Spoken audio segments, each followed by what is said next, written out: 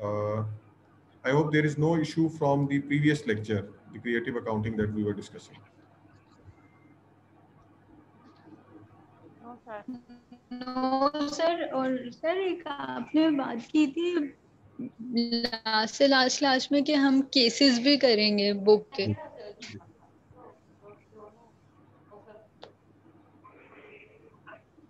वो मैं वो मैं कर देता हूँ शेयर जो है ना। अब इसके आगे जो नेक्स्ट क्लासेस है उनमें से कर लेते हैं कि जो चैप्टर हम कर लेते हैं ना उसका केस मैं आप लोगों के साथ फिर शेयर कर लेता हूँ, तो उसको जो नेक्स्ट क्लास हुआ करेगी उसमें डिस्कस भी कर लिया करेंगे उसमें इशू। क्योंकि अब इसमें थोड़ा सा प्रॉब्लम ठीक है ये है, सर। केसेस इनिशियली इस वजह से नहीं शेयर किए थे कि केस को सॉल्व करने के लिए उसके बैक एंड नॉलेज जो है ना वो ज़रूरी है। तो अब क्योंकि बहुत सारे लोगों के लिए सब्जेक्ट जो है ना वो एक न्यू जी है, डिफरेंट है, तो डायरेक्टली केस देना जो है ना वो प्रॉब्लम्स में इस वजह से होना था कि उसकी अंडरस्टैंडिंग या उसके बैक एंड के ऊपर जो लॉजिक है उसकी क्लैरिटी का इशू था। I think now most of the people are familiar with the basic things regarding corporate governance, तो अब वो हो सकती है प्रैक्टिस, तो वो कर लेते हैं इंशाल्लाह जो ना उसमें। ठीक है जी। Okay, ji, starting the next chapter, that is about the risk management. What do you mean by ठीक risk? है। What do you mean by risk? Uncertainty, sir, uncertainty. Okay, it is uncertainty about what? About the returns, About the ठीक है, returns से related sir, okay, uncertainty और about the return. environment से related sir, factors Uncertainty about future outcomes. Uncertainty about uncertainty the about macro economic variables. uncertainty about the macroeconomic variables जो है ना उसमें. Okay. Anything else, जी?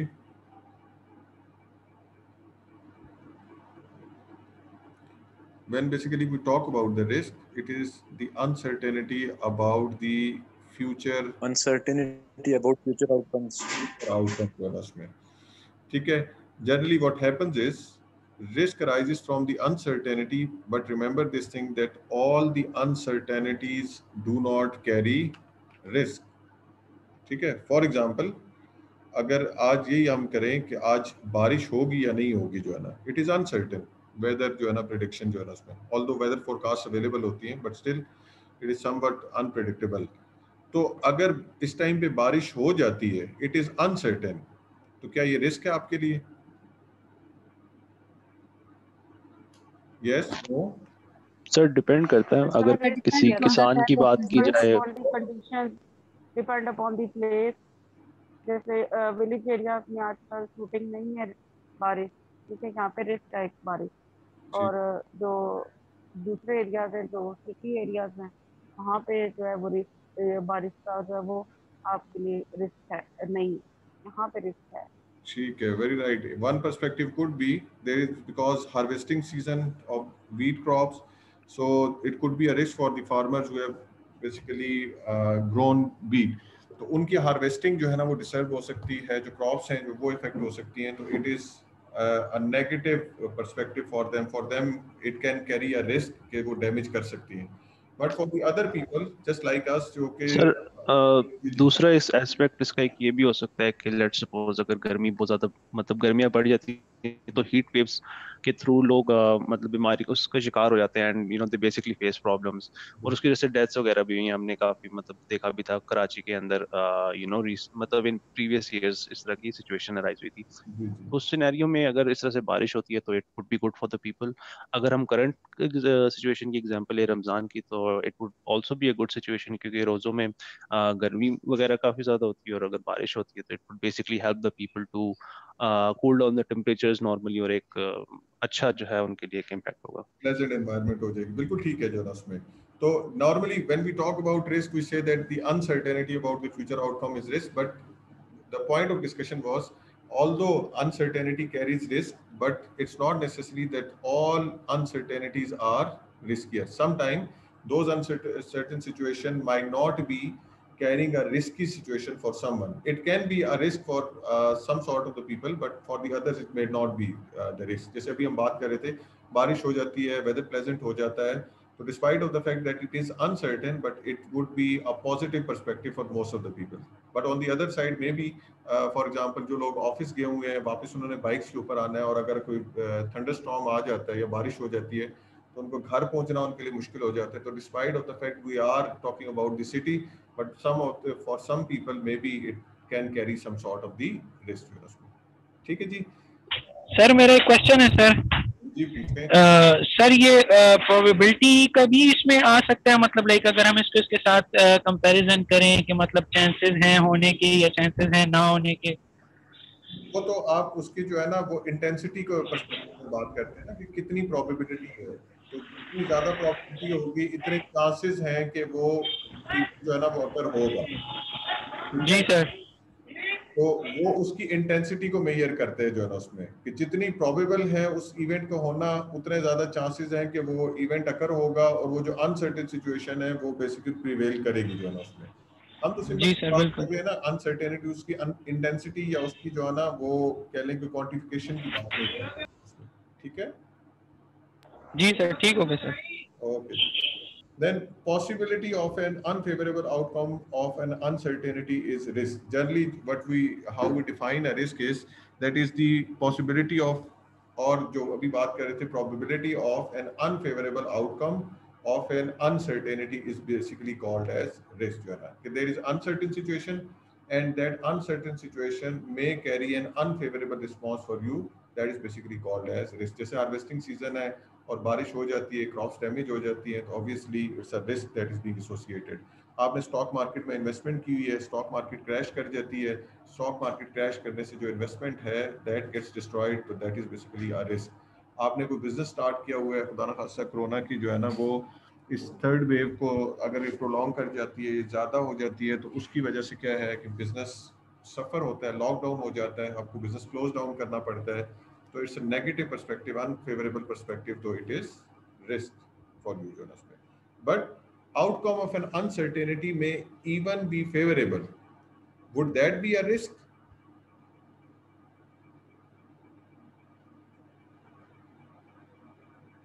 जी,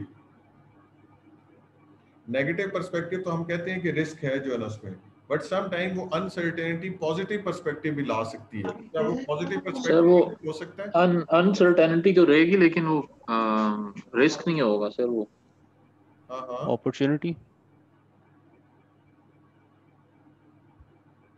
वो opportunity lost हो जाएगी, opportunity cost हो जाएगी.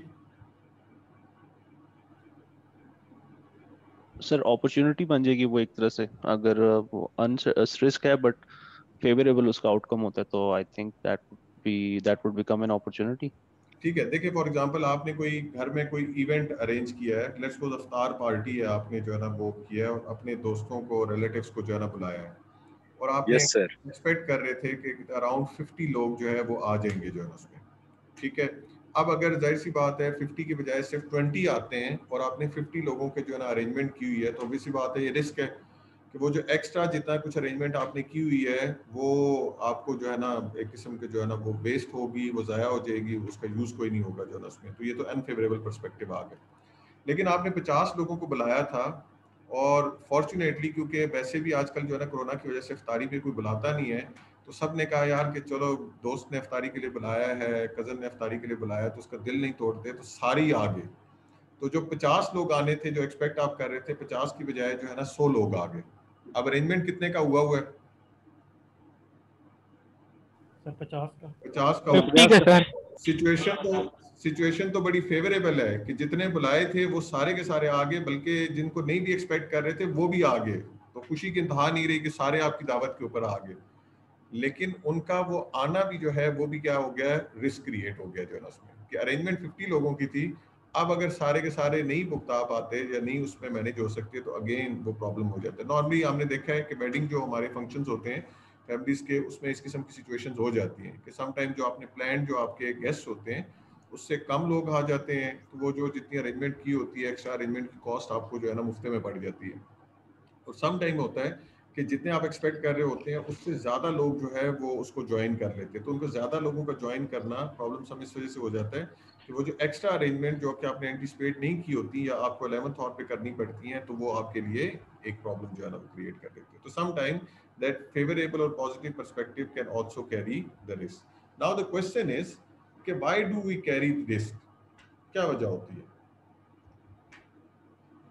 Why do we take more risk more, जितना रिस्क ज्यादा होगा उतना रिटर्न्स भी ज्यादा होंगे। Greater the risk greater is the return. ठीक है, फाइनेंस वाले ये कहते हैं कि higher the risk higher will be the return, जितना ज्यादा रिस्क लेंगे उतनी रिटर्न हाई होगी जो है ना उसमें। अगर ऑब्वियसली बात है आप जॉब करते हैं पब्लिक सेक्टर में, जो है वो जॉब सिक्योरिटी है, रिस्क कम है, तो उसके अगेंस्ट जो रिटर्न होती है, जो सैलरी पैकेजेस वगैरह वो भी कंपैरेटिवली कम होती है as compare to private sector. वहाँ पे रिस्क ज़्यादा है तो रिटर्न भी आपकी ज़्यादा है। जॉब से ज़्यादा रिस्क आपका बिजनेस के अंदर है, तो क्योंकि रिस्क ज़्यादा है तो जो बिजनेस है उसमें रिटर्न भी कंपैरेटिवली ज़्यादा होता है। आपके पास एक ऑप्शन ये है कि आप पैसे बैंक में डिपॉजिट करवा दें, दूसरी स्टॉक मार्केट में इन्वेस्ट कर दें। तो since stock market is more riskier, तो comparatively it would be offering you a higher return as compare to the banks.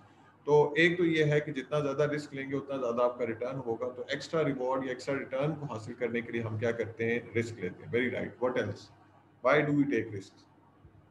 Sir companies को ग्रो करने का मौका मिलता है उसकी वजह से, आई थिंक। ठीक है, वो रिटर्न इंक्रीज होती है, कंपनी की ग्रोथ वगैरह होती है, that's why we take risk. Very right. क्योंकि मतलब अगर कंपनीज रिस्क लेते हैं and if they happen to fail, तो उसकी बेस पे जो उनको नॉलेज मिलती है वो उनको फ्यूचर डिसीजंस मतलब बनाने में हेल्प करते हैं। मतलब in case of more options, तो वो उनको पता चल जाता है, बेहतर हो जाता है कि भाई कि उनको कौन से डिसीजंस बेसिकली लेने हैं बेस्ड ऑन दैट नॉलेज। अच्छा, मुझे ये तो बताएं कि ये भी एक फेवरेबल होगा। Very right, if we categorise the risk, we normally say that some of the risk are controllable, some risk are uncontrollable, या हम उसको फाइनेंस की लैंग्वेज में Yes, sir. some of the risks are basically diversifiable, some of the risks are non diversifiable जो है उसमें। ठीक है, Yes, sir. उसको सिंपल वर्ड्स में कर लें तो कुछ रिस्क ऐसे हैं जो कि कंपल्शन है कि हर सूरत में हमने लेने ही लेने हैं, और कुछ रिस्क ऐसे हैं जिनको हम क्या कर सकते हैं, अवॉइड कर सकते हैं जो उसमें। ठीक है, कुछ अवॉइडेबल हैं, कुछ अनअवॉइडेबल रिस्क हैं। तो एक तो सिचुएशन ये होगी कि why do we take risk, the first is that some of the risk are unavoidable because you have to take those risk जो है ना। ठीक है, उसके बगैर जो है ना वो जिंदगी गुजर नहीं सकती जो है ना, मजबूरी है, उसके लिए कुछ ना कुछ जो है ना वो करना है। अब एक बंदा है, अब वो कहता है कि मिसाल के तौर पे अब ऑफिस जाना है और ऑफिस घर से जो है ना वो गाड़ी के ऊपर जाना है, तो रोड पे एक्सीडेंट भी हो सकता है। तो अब क्या करें, इसका मतलब है गाड़ी घर से निकालें ही ना, ऐसी तो पॉसिबिलिटी नहीं है, ऑफिस भी तो जाना है। तो इसका मतलब है जब आप रोड पे निकले हैं तो अब आपको ये अनसर्टेनिटी है, रिस्क है कि खुदा ना खास्ता कहीं जो है ना कोई एक्सीडेंट हो सकता है, भले आप ना करें, कोई आके आपको हिट कर जाए जो है ना उसमें, तो रिस्क तो है। लेकिन अगर आप ये सोचें कि बाहर निकलूंगा तो रिस्क हो जो है ना वो एक्सीडेंट हो सकता है, तो ये भी तो हो सकता है कि गाड़ी घर में खड़े खड़े चोरी हो जाए, खुदा ना खास्ता अर्थक्वेक आए और अर्थक्वेक की वजह से जो है ना वो उसके ऊपर कोई बिल्डिंग गिर जाए और वो गाड़ी डिस्ट्रॉय हो जाए जो है ना, तो वो भी तो रिस्क है। तो in any case we have to take certain risk because those risk are unavoidable. जिन लोगों को जरा क्रिकेट का शौक है तो नॉर्मली ऐसा होता है कि देखें, जब बॉलर बॉलिंग करा रहा होता है तो विकेट लेने के लिए वो कहते हैं जी कि विद इन विकेट्स बॉल कराई जाती है जो है उसमें। तो जो बॉल विद इन विकेट्स आ रही होती है, आपको हर सूरत में उसको प्ले करना है, उसको खेलना है। ऐसे ही होता है ना, अगर उस बॉल को आप छोड़ देंगे, लेफ्ट कर देंगे, तो या तो आप एलबीडब्ल्यू हो जाएंगे या डायरेक्ट क्लीन बोल्ड हो जाएंगे। तो क्योंकि वो विकेट्स में आती हुई बॉल हर सूरत में आपने खेलनी है, you do not have any choice available, तो इस वजह से what you do, you play that ball. And some time by playing the ball, by playing the shot, it brings return. तो इस वजह से क्या होता है कि जो बॉल विकेट में नहीं आ रही, जो जरा सी बाहर होती है, उसको आप छोड़ तो सकते हैं, अवॉइड तो कर सकते हैं, लेकिन आपको पता होता है कि इस बॉल को कट करके, इसको पुल करके, इसको हुक करके, इसको जो है ना वो बाहर निकल के अगर जो है ना मैं शॉट लगाऊंगा तो इसके ऊपर मुझे जो है ना बाउंड्री मिल जाएगी, 4 रन या 6 रन हो जाएंगे जो है ना। तो डिस्पाइट ऑफ द फैक्ट कि उन रिस्क को अवॉइड किया जा सकता है, लेकिन उन रिस्क को आप इस वजह से टेकअप करते हैं क्योंकि वो आपको रिटर्न देती हैं जो है ना। आप रोड पे इस वजह से निकल जाते हैं, ऑफिस में जाते हैं कि ऑफिस जाएंगे तो सैलरी अर्न करेंगे। आप घर से इस वजह से निकलते हैं कि बिजनेस जाएंगे तो कुछ ना कुछ जो है ना वो अर्न करेंगे। स्टॉक मार्केट में इस वजह से इन्वेस्ट करते हैं कि कुछ इन्वेस्ट करेंगे तो उसके ऊपर जो है ना वो रिटर्न आएगी। तो these basically risk brings you the return, that's why you basically take up those risks जो है उसमें. And then there is an attitude of the risk aversion कि ठीक है कि सारे के सारे रिस्क जो है ना वो जरूरी नहीं है, लेकिन आप कुछ रिस्क को क्या कर सकते हैं, अवॉइड कर सकते हैं. तो देयर इज अ टेंडेंसी कि you have to figure out कि कौन से रिस्क आपने लेने हैं और कौन से रिस्क नहीं लेने जो है ना उसमें. मींस बाहर जाती हुई बॉल को आपने खेलना है या नहीं खेलना, या कितनी जो है ना वो कैसी बॉल होगी जिसको खेलना है. अगर बहुत ज्यादा वाइड होगी तो उसको खेलेंगे बिल्कुल, अगर विकेट्स के करीब थोड़ी सी बाहर जा रही है बॉल तो उसको जो है ना हिट करना है. तो you have to figure it out जो है ना उसमें. ठीक है जी, क्लियर है. तो there are some risk unavoidable, मजबूरी है, उसको हर सूरत में आपने लेना ही लेना है. बिजनेस जब करना है तो जाहिर सी बात है आपने रिस्क तो ले रहे हैं जो है ना. अगर वो रिस्क ही नहीं लेंगे तो बिजनेस कैसे होगा. आप अगर अपना ऑफिस नहीं खोलते कि चोरी हो जाएगी जो है ना उसमें, तो चोरी तो बंद ऑफिस के अंदर भी हो सकती है जो है ना उसमें. आप ऑफिस वैसे नहीं खोलते कि जी कि क्या हो सकता है कि जी हमें कोई नुकसान हो सकता है, तो जब ऑफिस बंद रहेगा तो उस सूरत में हर सूरत में नुकसान होगा. तो ओपन करने पे फिर भी चांस है, लेकिन बंद किए रखेंगे तो फिर तो कंफर्म जो है ना वो शट डाउन हो जाएगा जो है ना उसमें. तो इस वजह से हम क्या करते हैं, कुछ अनअवॉइडेबल रिस्क हैं जो हर सूरत में हमें लेने होते हैं, और कुछ अवॉइडेबल हैं लेकिन वो क्योंकि हमें रिवॉर्ड लेके आ रहे होते हैं तो इस वजह से हम क्या करते हैं उसको टेक अप कर लेते हैं. ठीक है ना. अब देखें ना, शाहिद अफरीदी आते साथ पहली बॉल के ऊपर ही जो है ना वो छक्का मार जाते हैं जो है ना उसमें, और कई दफा ऐसा होता था कि पहली बॉल पे ही आउट हो जाते थे जो है ना. तो क्यों वो पहले हर बॉल पे छक्का मारने की कोशिश करते थे, क्योंकि उसमें रिवॉर्ड एसोसिएटेड था. And people used to basically admire him for that कि जी के अफरीदी का वेट कर रहे होते हैं, जैसे अफरीदी आएगा रन रेट इंक्रीज हो जाएगा, चौके छक्के जो है ना लगेंगे, मैच इंटरेस्टिंग हो जाएगा. और सम टाइम ऐसा होता था कि पहली बॉल पे ही वो आउट हो जाता था. वो जो 2 घंटे से इंतजार कर रहे होते थे सारे टीवी बंद करके उठ जाते थे कि यार बेड़ा गर्क कर दिए सारे मैच का जो है ना उसमें. ऐसे ही होता है ना. So on one side it can bring you the rewards, but on the other side it can lead to you towards the financial distress. So you have to figure it out कि कौन से risk आपने लेने हैं और किस हद तक रिस्क जो है उसको आप ले सकते हैं, उसको बियर कर सकते हैं. Excuse me sir. जी जी सर ये एक फाइनेंशियल मैनेजर है, जैसे कंपनी के प्रोजेक्ट्स चल रहे होते हैं तो उसमें फाइनेंशियल जो मैनेजर होता है वो एक, आपने कहा ना कि कुछ अवॉइडेबल होते हैं कुछ अनअवॉइडेबल होते हैं. अब जो हमारे पास, जैसे मैंने आगे स्टार्ट में डेफिनेशन में बताया था कि कुछ मैक्रो इकोनॉमिक फैक्टर्स भी होते हैं. तो क्या अब जैसे इन्फ्लेशन को ले लें तो इन्फ्लेशन में हम क्या पर ईयर के हिसाब से डेटा काउंट कर रहे होते हैं, या जैसे अब देखें कि मंथ बाय मंथ इन्फ्लेशन का रेट चेंज होता जाता है. ठीक है. अब उसमें देखें ना, अब दो चीजों तो सर, जी जी हाँ, मतलब कि हम किस तरह रिस्क को फिर हमने रेशियो तो डिसाइड की भी होती है ना, कि आपने कहा कि कुछ रिस्क ऐसे हैं जिनको हम अपने हमारे हाथ में होता है कि हम उसको रख सकें. फिर क्या जो हमारी प्रोजेक्ट्स की अदर देन थिंग्स होती हैं, क्या हम उसको इस हद तक आजकल जैसी सिचुएशन है बिल्कुल, तो उस सिचुएशन में जैसे कोविड सिचुएशन है जी, तो उस सिचुएशन में हम क्या अपने जो कंपनी के अंदर प्रोजेक्ट में जो चीजें हैं उनको किस हद तक मिनिमाइज कर सकते हैं. ठीक है, वेरी गुड क्वेश्चन. जो उसमें देखें, उसमें पहला तो जो पर्सपेक्टिव है ना, ये भी रिस्क मैनेजमेंट प्रोसेस को डिस्कस भी करते हैं डिटेल में. First what you have to do is you have to identify कि basically what risk you are actually exposed to, या व्हाट योर कॉर्पोरेशन और business organisation is exposed to. तो अब आप कहते हैं उन प्रोजेक्ट्स के ऊपर वेदर कंडीशन भी इफेक्ट करती है. बिल्कुल, जो मेगा प्रोजेक्ट्स होते हैं 2-3 साल के होते हैं तो उसमें सीजनल जो वेरिएशंस होती हैं वो भी इफेक्ट करती हैं. बारिश होगी है ज़्यादा, या बहुत ज़्यादा जो है ना वो वेदर ख़राब हो गया है तो आप वहाँ ट्रांसपोर्टेशन नहीं कर सकते, वहाँ पे लॉजिस्टिक्स के जो है ना इशू आ गए हैं, या लेबर की वहाँ पे इशू आ गए हैं सर्वाइवल के. तो ऑब्वियसली बात है कि वो इफेक्ट करेगा जो है ना उसमें. तो आपको उन चीज़ों को अकाउंट फॉर करना होता है. अब कैसे उन रिस्क को जो है ना आप मैनेज कर सकते हैं या अवॉइड कर सकते हैं. तो जैसे आपने इन्फ्लेशन की बात की, तो देखें एक तो पर्सपेक्टिव ये है कि आपका प्रोजेक्ट कितने टाइम पीरियड तक है. जितने टाइम पीरियड का है उसके अकॉर्डिंगली आपने उस इन्फ्लेशन के पर्सपेक्टिव को जो है ना वो कंसिडर करना है. अब डिपेंड करता है, कुछ ऐसे भी चीज़ें हो सकती हैं जिनमें जो अब यहाँ तो अब पाकिस्तान की सिचुएशन ऐसी हो गई, बहुत अब्रप्टली जो है ना वो चेंजेस हो रही हैं. अदरवाइज नॉर्मली आपने देखा था होगा कि जब बजट आता था जून में तो उस टाइम पे चीज़ों की जो प्राइसेस वगैरह हैं वो चेंज होती थी. बाकी जो मिनिट बजट वगैरह ये कम ही होते थे, या ड्यूरिंग द ईयर कम ही जो है ना वो चेंजेस आती थी.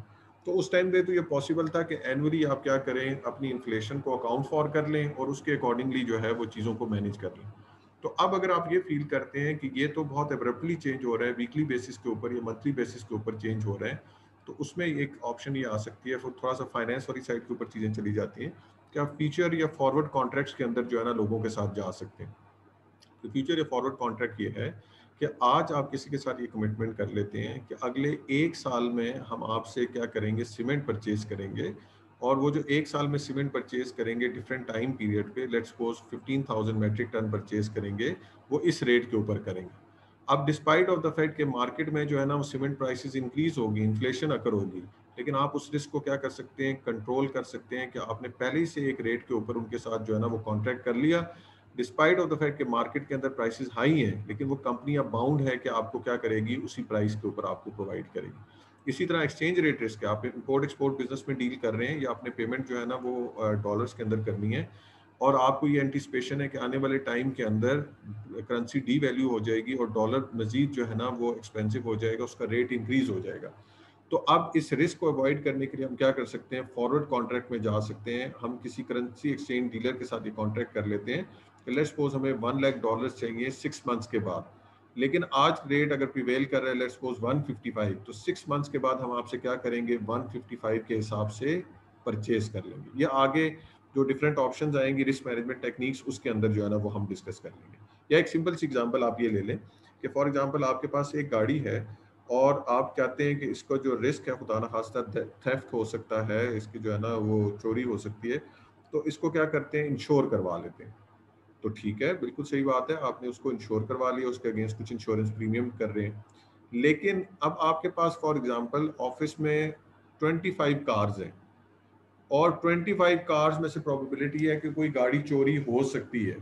तो आप अब अगर उसकी इंश्योरेंस कराते हैं तो मे बी वो जो 25 कार्स हैं उनका जो इंश्योरेंस प्रीमियम बने वो उससे काफ़ी ज़्यादा बन जाए जो कि लॉस आपको होना है एक गाड़ी के चोरी होने से।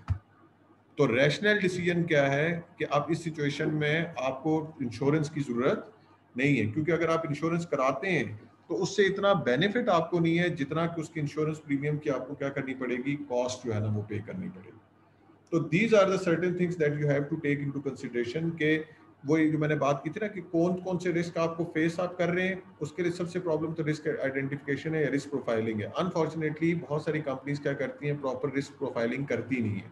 प्रोजेक्ट की हद तक या कुछ पर्सपेक्टिव की हद तक तो रिस्क जो है ना वो प्रोफाइलिंग कर ली जाती है, लेकिन ओवरऑल कंपनी के पॉइंट ऑफ व्यू से कौन कौन से रिस्क एसोसिएटेड हैं, जिसमें माइक्रो भी हैं, मैक्रो इकोनॉमिक फैक्टर्स भी हैं, प्रोजेक्ट रिलेटेड रिस्क भी हो सकते हैं, करेंसी रिस्क भी हो सकते हैं, आपको बिजनेस रिस्क भी हो सकता है, ऑपरेशन रिस्क भी हो सकता है। तो वो सारे रिस्क हम क्या करें, हम उनको लिस्ट डाउन करें और फिर उसके बाद हम देखें कि उनकी कितनी प्रोबेबिलिटी है उनकी अकरेंस की, और उसके पर्सपेक्टिव से हम ये देख लें कि कौन से रिस्क ऐसे हैं जो कि हमें क्या करने चाहिए, ट्रांसफ़र कर लेने चाहिए या हम उनको अवॉइड कर सकते हैं, और कौन से ऐसे रिस्क हैं जो कि कंपल्सरी हैं जिनको हर सूरत में हमें जो है वो टेकअप करना है। तो जो रिस्क आपको टेकअप करने हैं फिर उसके लिए आप क्या करेंगे, रिस्क मैनेजमेंट टेक्निक्स जो है ना वो ढूंढेंगे कि इंश्योरेंस में चले जाएं, उसकी हेजिंग में चले जाएं, फ्यूचर या फॉरवर्ड कॉन्ट्रैक्ट के अंदर चले जाएं, ऑप्शन कॉन्ट्रैक्ट के अंदर चले जाएं, जिसके जरिए से वो क्या कर सकते हैं, आप रिस्क को मैनेज कर सकते हैं। ठीक है जी, थैंक यू सर। लेकिन उसमें जो इम्पोर्टेंट चीज़ है what you have to do is you have to take into consideration the cost benefit analysis. जो मैंने अभी आपको जो इंश्योरेंस वाली एग्जांपल दी है ना कि एक गाड़ी को इंश्योर कराते हुए उसकी कॉस्ट कितनी है और उसका बेनिफिट कितना है। गाड़ी अगर 50 लाख की है, अगर वो चोरी हो जाती है तो 50 लाख का नुकसान है। इंश्योरेंस अगर प्रीमियम हमें देना पड़ता है तो टोटल हमें 8-10 लाख रुपया देना पड़ता है। तो चले कम से कम 10 लाख रुपया दे के 50 लाख तो हमने सेव कर लिया, तो दैट मेक सम सेंस। लेकिन अगर आपकी 20 गाड़ियां हैं और उसकी इंश्योरेंस आप कराते हैं तो 20 गाड़ियों के ऊपर जो है, अगर फॉर एग्जांपल एक गाड़ी पे 10 लाख है तो 20 गाड़ियों के ऊपर तो जो है वो आपको 2 करोड़ रुपया प्रीमियम देना पड़ गया। तो 2 करोड़ में तो 4 गाड़ियां आ जाती हैं। तो अगर एक आध गाड़ी के चोरी होने का जो है ना वो आपकी प्रोबेबिलिटी है, तो now it does not makes any sense कि 50 लाख के नुकसान के अगेंस्ट आपने क्या किया है, 2 करोड़ की कवरेज करवा दी। ठीक है जी, यस सर, ठीक है। Okay ji, when we talk about the risk management process, it comprises of the 5 steps starting from the risk identification or risk exposure. सबसे पहले तो जो the important thing is what we have to do is we have to find out that what basically risk we people are actually faced with जो है ना उसमें। ठीक है, तो normally as a human being अगर आपको कहा जाए कि आप ये list down करें कि आपको कितने risk faced हैं, ठीक है, what risk you are actually exposed to as an individual, तो व्हाट डू यू थिंक कि कितने रिस्क की लिस्ट बना सकते हैं आप?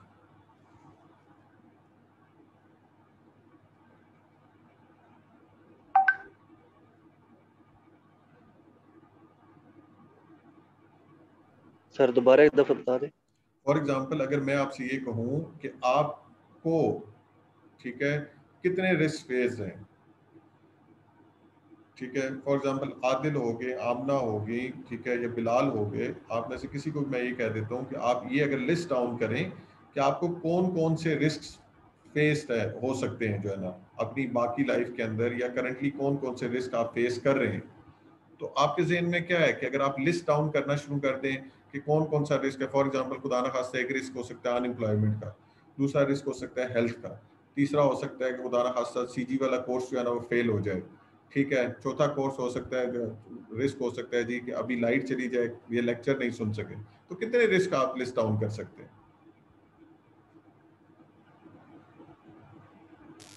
सर बहुत ज्यादा बन जाएगा। जस्ट गिव मी अ वाइल्ड गेस, एक नंबर बताएंगे कितने जो है ना उसमें। सर ये डिपेंड करता है, यहाँ से डिफरेंट हो सकता है ना। नहीं मैं आप पॉजिटिविटी पे भी, सर पॉजिटिविटी पे भी डिपेंड करता है कि हम किस तरह सोचते हैं। नहीं, हर चीज को डिपेंड के ऊपर ना लेके जाए। वो दो दोस्त होते हैं ना, तो एक इंजीनियर होता है और एक जो है ना वो बिजनेस ग्रेजुएट होता है, तो वो दोनों किसी सफर पे जाते हैं तो रास्ते में सर ये सिस्टमैटिक और अनसिस्टमैटिक रिस्क की बात कर रहे हैं। हाँ सर सिस्टमैटिक और अनसिस्टमैटिक रिस्क ही होंगे ना, बस उनकी कैटेगरी। सिर्फ दो रिस्क होंगे, सिस्टमैटिक और अनसिस्टमेटिक। सर इस तरह और भी हो सकता है, मैक्रो इकोनॉमिक भी होंगे, वो तो सिस्टमैटिक में आगे जो है। नहीं मैं पूछ रहा हूँ नंबर के, फॉर एग्जांपल आप लिस्ट डाउन करना शुरू करें, कितने कर सकते हैं? 30 रिस्क हो जाएंगे, 40 हो जाएंगे, 100 हो जाएंगे, 500 हो जाएंगे, 1000 हो जाएंगे, कितने रिस्क हो जाएंगे? आई थिंक 20 से 30। 15-20 सर मेरे ख्याल में एक दो ही रिस्क होंगे, मेरे ख्याल में 1 to 2 या 3 रिस्क होंगे जो फेस करने पड़ते हैं एक बंदे को। ज्यादा बनते हैं सर। अच्छा, ये राहत कह रहे हैं 1 से 2 रिस्क हो सकते हैं। सर फारूक ज्यादा हो सकते हैं सर, अगर तुम फाइनेंशियल सर ये डिपेंड करता है कि हर पर्सन के मुताबिक पर्सन टू पर्सन वेरी कर सकते हैं। बिल्कुल वेरी करेगा, वो कोई लाजमी नहीं है कि सबको एक ही तरह के रिस्क हो जो है ना उसमें, ठीक है, हर कोई किसी को वेरी कर सकता है। हर बंदे की जो फाइनेंशियल सिचुएशन डिफरेंट है, उसकी जिस एनवायरनमेंट में वो काम कर रहा है वो सिचुएशन डिफरेंट है, उसकी हेल्थ डिफरेंट है, उसकी फैमिली सिचुएशन जो है ना वो डिफरेंट है, उसके फ्यूचर प्रॉस्पेक्ट्स जो है ना डिफरेंट है, उसका रिस्क जो है ना टेकिंग एप्टीट्यूड जो है ना वो डिफरेंट है। तो ऑब्वियसली बात है रिस्क जो है ना वो डिफरेंट जो है ना फेस होंगे। लेकिन वो फरूक ने बात की ना 1 या 2 रिस्क होंगे, तो मैं तब उनसे पूछा था कि कौन से 2 रिस्क आप एक्सपेक्ट करते हैं? एक बैचलर बंदा होता है, उसका रिस्क होता है कि जी कि पता नहीं शादी होगी या नहीं होगी, ऐसे ही है। ठीक है। और जिसकी शादी हो चुकी होती है उसका एक ही रिस्क होता है। सर वो जो 2 मेन रिस्क हो सकते हैं, एक आपको हेल्थ का रिस्क हो सकता है, ठीक है, ठीक है, और दूसरा वो अल्लाह की तरफ से कोई नेचुरल डिजास्टर आ जाए उसी का रिस्क है। बाकी तो सारा कुछ चल रहा है, नॉर्मल रूटीन में चलता रहता है। बस ये 2 ही रिस्क मुझे लगते हैं जो बंदे को फेस हो सकते हैं। ठीक है। नहीं यार, अनएम्प्लॉयमेंट का भी हो सकता है। खुदा ना खास्ता आपके ऑर्गेनाइजेशन वाले कहते हैं जी हमें आपकी जरूरत नहीं है, कोरोना के मामलात हैं, हम नहीं पे कर सकते आपको जो है उसमें, ठीक है। या सर आजकल है भी अनएम्प्लॉयमेंट। सर अनएम्प्लॉयमेंट किससे sir life itself is a risk. Life itself वो तो बहुत तो जाहिर सी बात है, रिस्क है ही है, वो तो रिस्क है ही, वो तो सारों के साथ है। बिल्कुल ऐसे सर अनएम्प्लॉयमेंट हो सकती है, लेकिन अनएम्प्लॉयमेंट सर वो भी वेरी करती है ना, ठीक है, वो पर्सन टू पर्सन वेरी करेगी। कोई अनएम्प्लॉयड हो सकता है, कोई नहीं होगा, कोई अपने साथ बिजनेस भी छोटा मोटा सिलसिला अपना इसके अलावा चला रहा हो। और पब्लिक सेक्टर पे डिपेंड करता है ना अनएम्प्लॉयमेंट का। इसके अलावा भी बहुत सारे ऑप्शंस होते हैं। अनएम्प्लॉयमेंट कम है, प्राइवेट सेक्टर में ज्यादा है। हाँ, ऐसे भी है जो है उसमें। और ये भी हो सकता है कि एक बंदा कहता है अनएम्प्लॉयड हो के, जैसे अब वेस्ट के अंदर कॉन्सेप्ट है कि आपको जब अनएम्प्लॉयड होते हैं तो यूके वगैरह में तो आपको उसके स्टाइपेंड मिलता है, तो वहां पे हो सकता है किसी बंदे का अनएम्प्लॉयड होना रिस्कियर नहीं है, क्योंकि शायद अनएम्प्लॉयड हो के जितने वो पैसे ले रहा है गवर्नमेंट से, इतने तो वो एम्प्लॉयमेंट के थ्रू नहीं अर्न कर सकता।